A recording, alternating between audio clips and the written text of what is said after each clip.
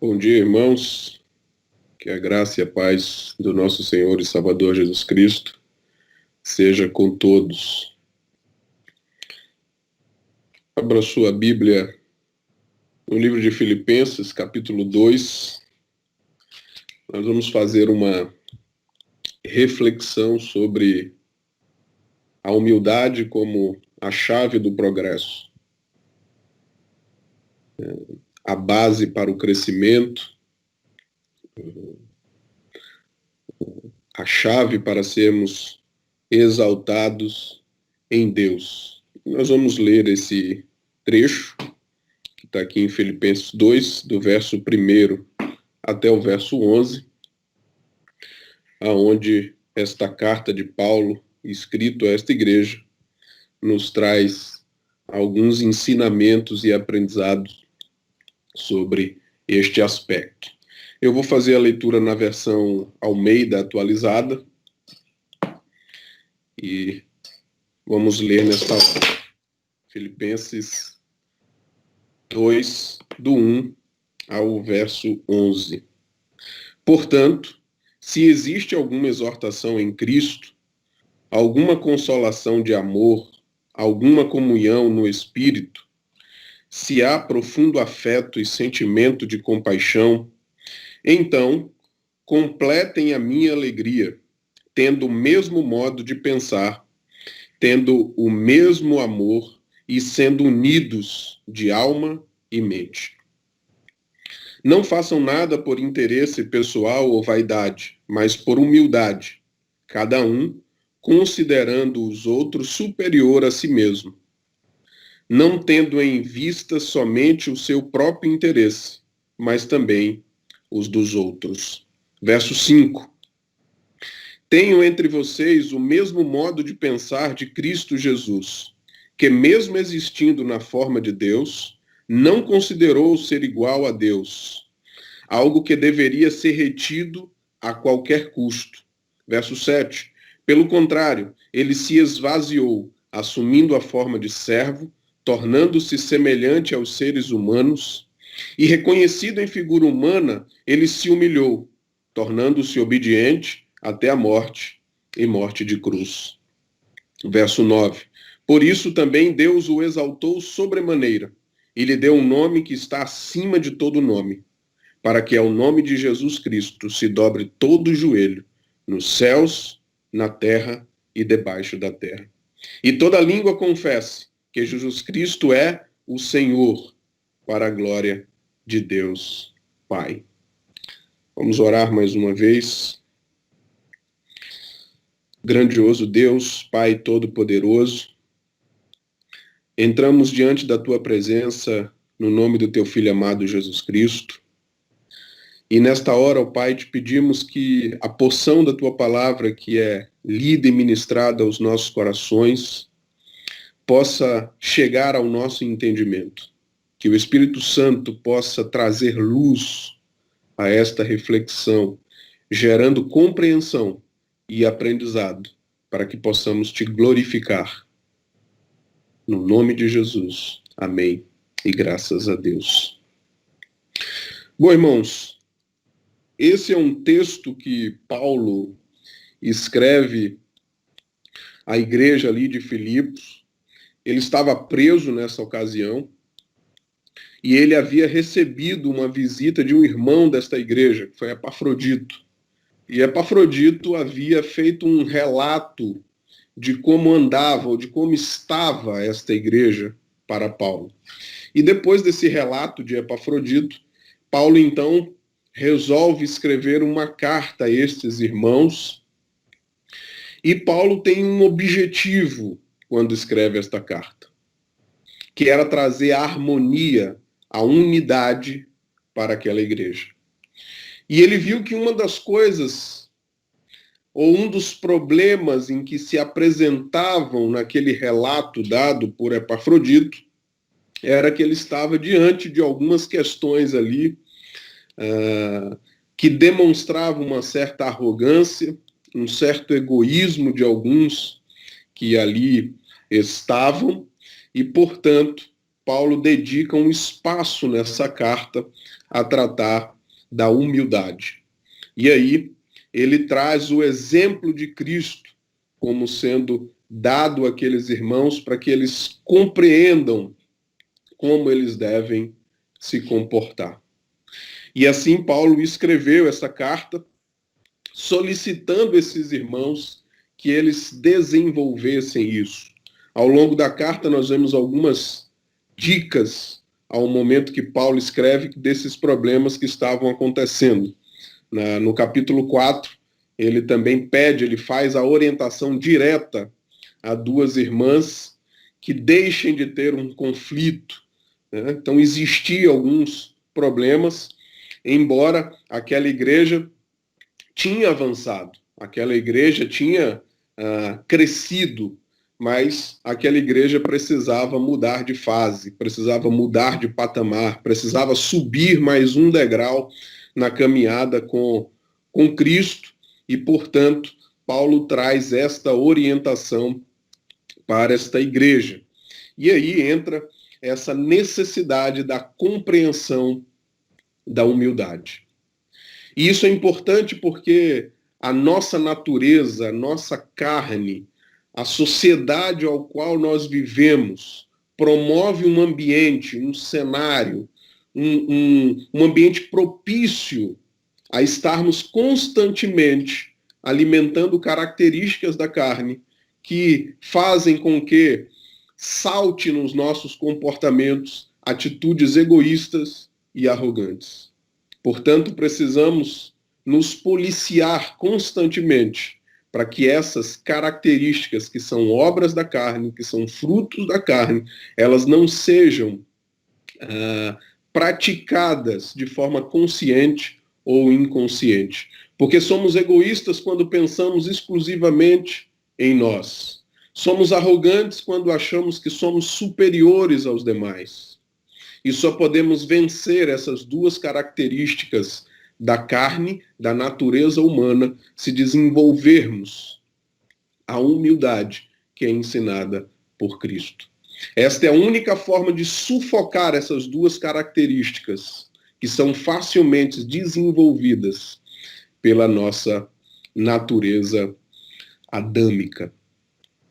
E isso é natural. E além de ser natural, isso é fomentado. Nos dias de hoje, um grande movimento onde se procura sempre o amor próprio tem feito as pessoas se tornarem cada vez mais egoístas, pensando única e exclusivamente em si, sem saber o peso disso. Não que as pessoas não devam ter o amor próprio, não é isso, mas é entender a medida desse amor próprio sem que ele comprometa de fato a característica que precisamos desenvolver da humildade.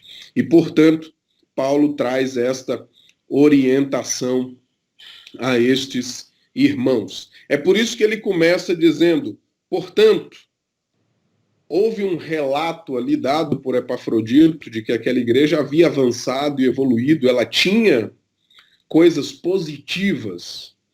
E aí ele diz, portanto, se existe alguma exortação em Cristo, alguma consolação de amor, alguma comunhão, se há profundo afeto e sentimento de compaixão, ou seja, já existia, na linguagem de hoje ela traz uma versão um pouco diferente, onde fica um pouco mais clara, ela diz, por estarem unidos em Cristo, vocês são fortes no amor dele, vocês já participam do Espírito de Deus, vocês são bondosos e misericordiosos uns com outros, então peço que me deem uma grande satisfação de viverem em harmonia. Né? E aí ele começa repetindo exatamente isso, de tendo um mesmo amor, e sendo unidos em alma e mente.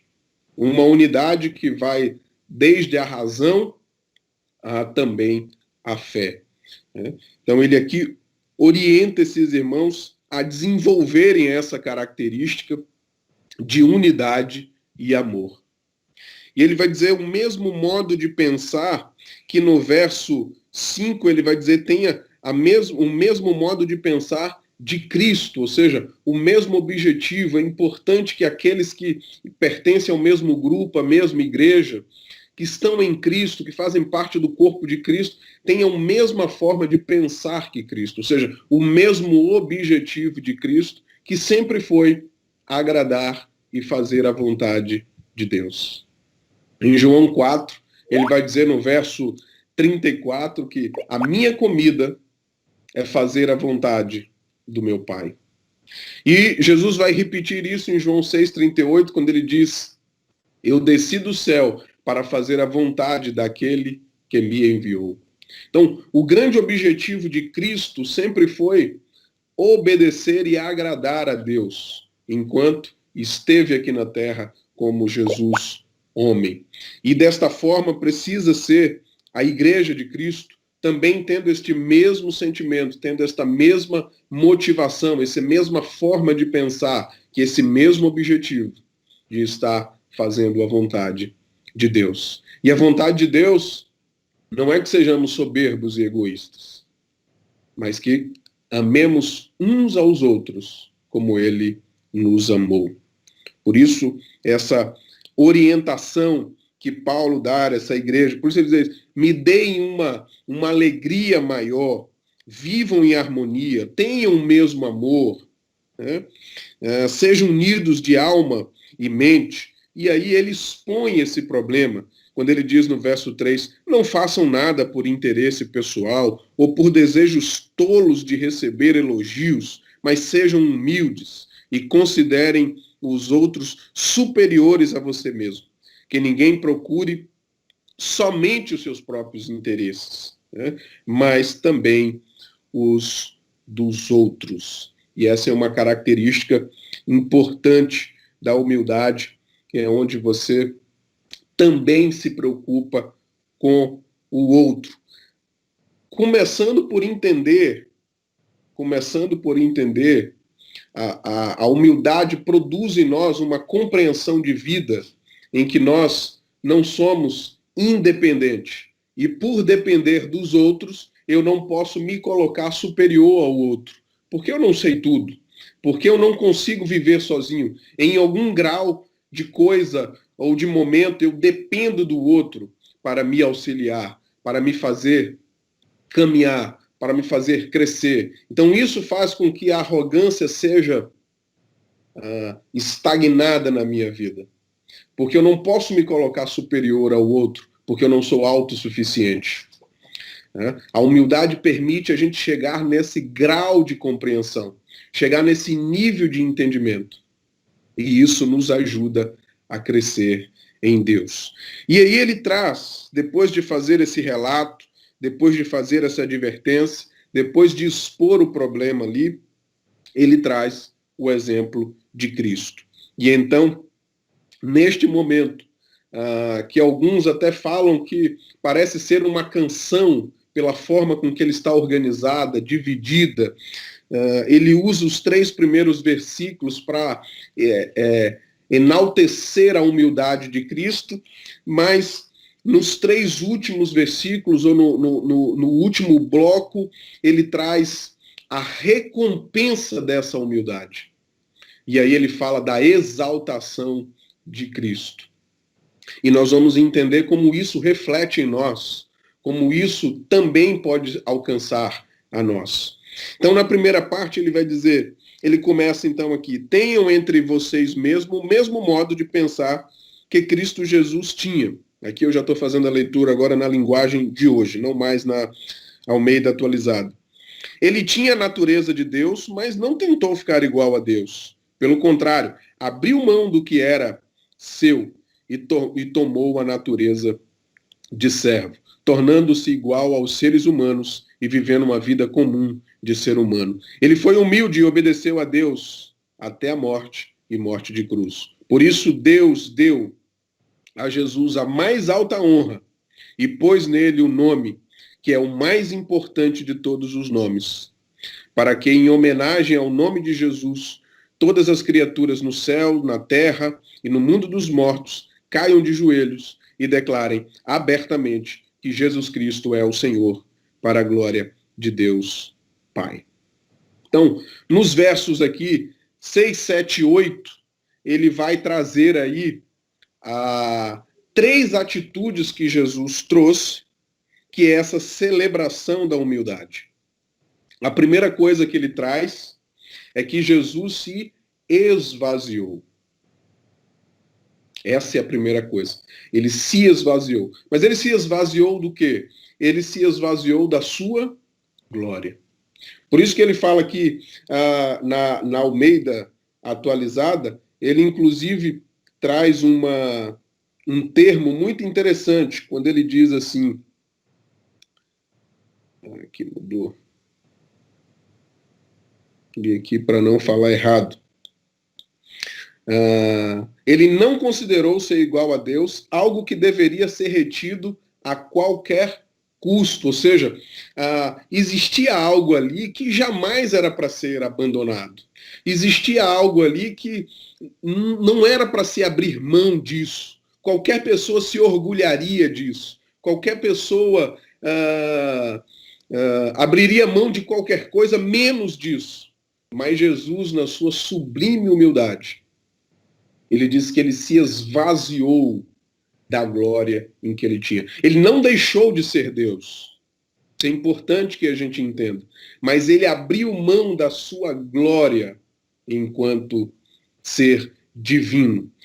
E essa foi a primeira característica, a primeira atitude. Ele se esvaziou. E esse tem sido um dos problemas nosso enquanto seres humanos. Nós estamos tão cheios de si, tão cheios de tudo aquilo que aprendemos, de tudo aquilo que alcançamos. E às vezes nós temos dificuldade de abrir mão destas coisas que são muito menores. Jesus Cristo abriu mão de algo que na mente humana era inconcebível alguém abrir mão disso. Mas ele abriu mão. E nós temos dificuldade, às vezes, de chegar à humildade, porque não temos abrido mão de coisas tão pequenas.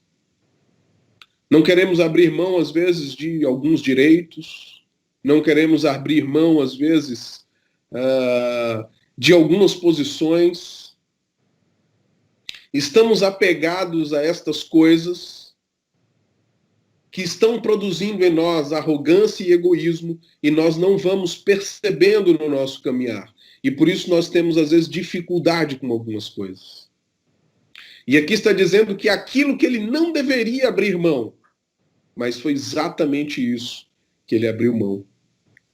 Ele abriu mão porque ele tinha um propósito.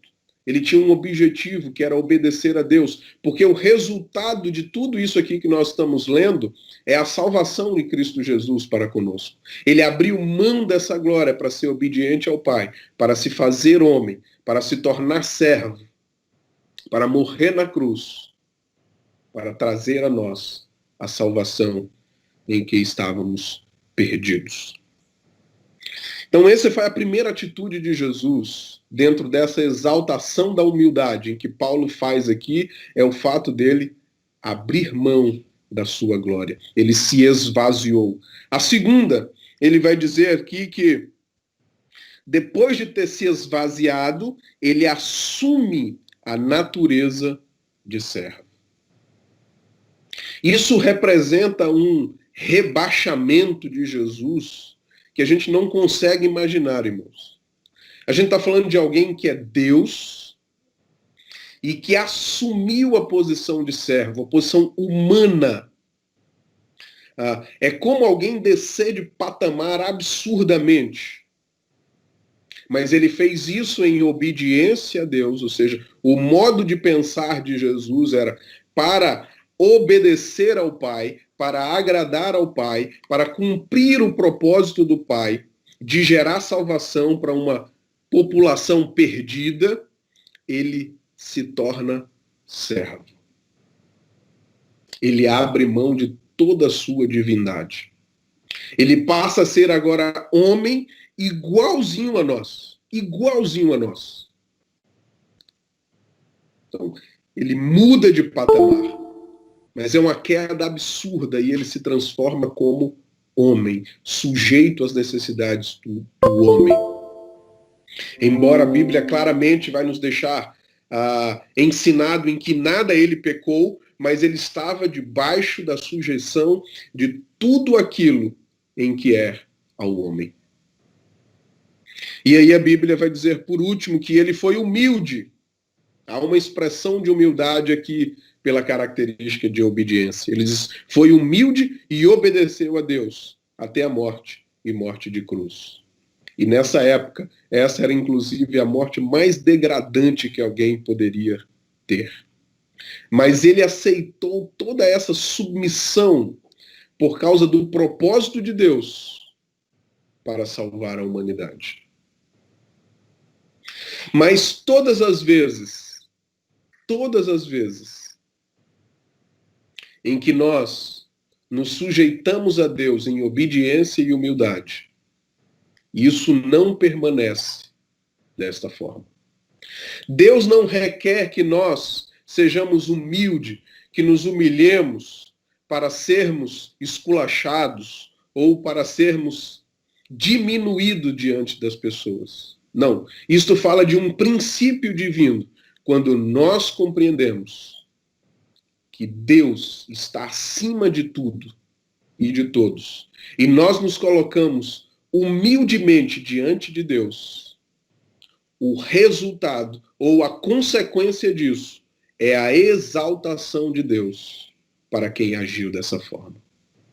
E então ele vem para a segunda parte desse texto, aonde ele promove a exaltação de Jesus Cristo.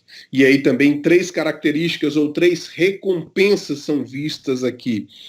E ele diz, no verso 9, por isso Deus deu a Jesus a mais alta honra, ou seja, ele exaltou a Cristo. Deu a mais alta honra. Né? Então, Cristo foi exaltado. E ele foi exaltado de que forma? Ele recebeu o nome mais importante de todos. Em hebraico quer dizer Kyrios, Senhor. Ele foi exaltado. A ele foi dado, e aqui nós estamos falando de Jesus Cristo como homem, a Jesus Cristo homem, apesar dele não ter desassociado, mas a Jesus Cristo homem foi dado o nome precioso, que é o nome de Senhor. Mesmo quando o homem, enquanto homem, a ele foi reconhecido, a ele foi restituído a sua divindade. Então, a ele foi dado o nome mais precioso de Senhor. E a terceira é o reconhecimento em todas as dimensões possíveis. E por isso ele diz, para que, aqui na versão da linguagem de hoje, no verso 10, para que em homenagem do nome de Jesus, desse reconhecimento, dessa restituição de posição de Senhor, de Deus, todas as criaturas, aqui ele fala todas, ninguém, seja no céu, seja na terra, ou seja debaixo da terra, ou seja, em nenhum local onde possa existir alguma mente consciente e pensante, ninguém não poderá reconhecer que ele é o Senhor. Todos terão que se submeter a esta realidade. Todos reconhecerão, e por isso que ele diz, todo joelho se dobrará e toda língua confessará que Jesus Cristo é Senhor. E aqui ele é celebrado, aqui ele é exaltado, aqui ele é restituído, porque houve nele o princípio da humildade. Era isso que Paulo queria que aquela igreja entendesse. Apesar deles terem crescido, apesar deles terem evoluído, apesar deles darem passos para frente, faltava a eles dar mais um passo, subir o patamar, que era reconhecer e desenvolver e manifestar atitudes humildes. Deixar de lado a arrogância, deixar de lado o egoísmo e desenvolver de forma prática a humildade no meio do povo. E o que é que nós aprendemos com isso, irmãos? Qual a lição desse texto para nós? Primeiro que nós devemos ter este mesmo sentimento. Nós devemos buscar constantemente este mesmo sentimento. Tendo algumas compreensões. A primeira delas é que somos chamados a sermos humildes. O Novo Testamento e também o Velho Testamento, quando nós lemos, existem diversos textos que eu poderia ter separado aqui para falarmos dessa orientação divina, da importância de desenvolvermos a humildade. E eu acredito que ela não estaria na Bíblia com tanta constância se não fosse tão difícil de ser desenvolvido pelo ser humano. Nós temos essa dificuldade, mas nós devemos buscar através do Espírito Santo de Deus. E devemos nos policiar a cada dia para que possamos avançar no quesito humildade sempre. Sempre. E aí nós vamos aprender algumas coisas. Porque aqui ele não está falando de uma submissão completa de tal forma em que você perde a sua característica, a sua essência ou o seu valor. Jesus Cristo foi humilde, ele se submeteu, mas ele não perdeu a sua essência, ele não perdeu a sua característica, ele não perdeu o seu valor. E aqui tem um aprendizado importante para nós acerca disso. Quando Deus nos chama a sermos humildes, ele não está dizendo que nós vamos perder essa nossa característica, a nossa essência. Não, não é isso que ele está falando. É por isso que nós não vamos perder a voz. Ser humilde não significa ser passivo de tal forma em que você não tenha voz, que você não fale, que você vai se submeter às pessoas de qualquer jeito, e a partir de agora você vai andar o tempo todo de cabisbaixo, que tudo que as pessoas falarem é verdade, nada seu é verdade. Não é isso. Aqui não está falando de uma realidade aonde somos plenamente submissos e não temos valor. Veja comigo, Romanos 12, verso 11. Ele diz: trabalhem com entusiasmo e não sejam preguiçosos. Sirva ao Senhor com um coração cheio de fervor. A humildade que gera obediência, que gera serviço, mas que gera serviço com fervor. E na produção desse serviço, você tem autonomia, você tem voz, mas você não vai perder o foco, você não vai perder o objetivo, você não vai perder o mesmo pensamento em Cristo Jesus, que é obedecer a Deus, fazer a vontade de Deus. Veja também comigo, 1 Pedro, capítulo 3, verso 4, ele vai dizer: pelo contrário, a beleza que você deve ter é aquela do coração, pois essa não se perde. É a beleza de um espírito calmo e delicado, que tem muito valor para Deus. É a beleza de um espírito calmo e delicado, que tem muito valor para Deus. Por que eu gosto desse texto e trago essa vinculação a isso que nós estamos falando? Porque quando ele fala de um espírito calmo e delicado, ele está falando da calma, da brandeza para as respostas que vamos dar. Porque, como eu falei, ser humilde não significa perder voz, ser passivo. Ser humilde significa buscar em obediência, fazer a vontade de Deus. Mas quando você for responder ou for falar algo, você precisa ter calma. E quando ele fala delicado aqui, eu entendo que esse delicado é falar com amor. Se você precisar repreender, você vai repreender em amor. Foi o que Paulo fez. Talvez quem lê sem compreender o contexto pode até achar que Paulo foi um tanto quanto duro aqui nesse trecho. Porque Epafrodito tinha trazido características positivas dessa igreja. E Paulo, mesmo recebendo aquelas características positivas, ao identificar alguns problemas, é duro na sua resposta. Mas ele fez isso em amor, porque ele queria que aquela igreja continuasse crescendo na graça e no conhecimento de Deus. Então você vai ser humilde, mas você não vai ser passivo. Você não vai perder a sua voz. Você não vai perder a sua identidade. Mas você precisa fazer isso com um espírito calmo e delicado. Você precisa ter brandeza e amor. A humildade também significa que precisamos estar dispostos a usar os nossos talentos. Não os nossos talentos para nos colocar superiores aos demais. Ao contrário, todos os talentos que Deus nos deu é exatamente para servirmos aos outros. Por isso, todo talento, tudo que Jesus tinha enquanto Deus, ele colocou ao serviço do povo. Era por isso que ele curava.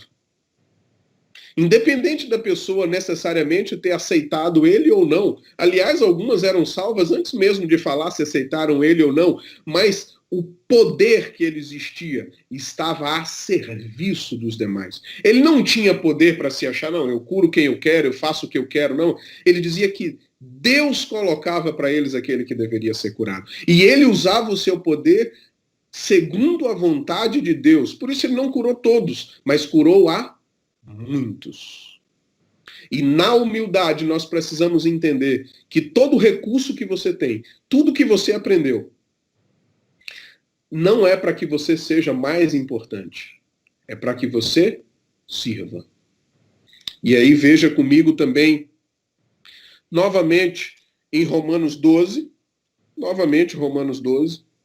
verso 3 agora, ele vai dizer: por causa da bondade de Deus para comigo, me chamando para ser apóstolo, eu digo a vocês que não se achem melhores do que realmente são. Pelo contrário, pensem com humildade a respeito de vocês mesmos, e cada um julgue a si mesmo conforme a fé que Deus lhe deu. Eu quero ler esse texto também na versão Almeida e atualizada, porque ela traz uma compreensão melhor ao que Paulo está dizendo. E é importante que a gente compreenda isso. Então ele vai dizer aqui: porque, pela graça que me foi dada, digo a cada um de vocês que não pensem de si mesmo além do que convém. Ou seja, não se achem mais do que o que vocês realmente são.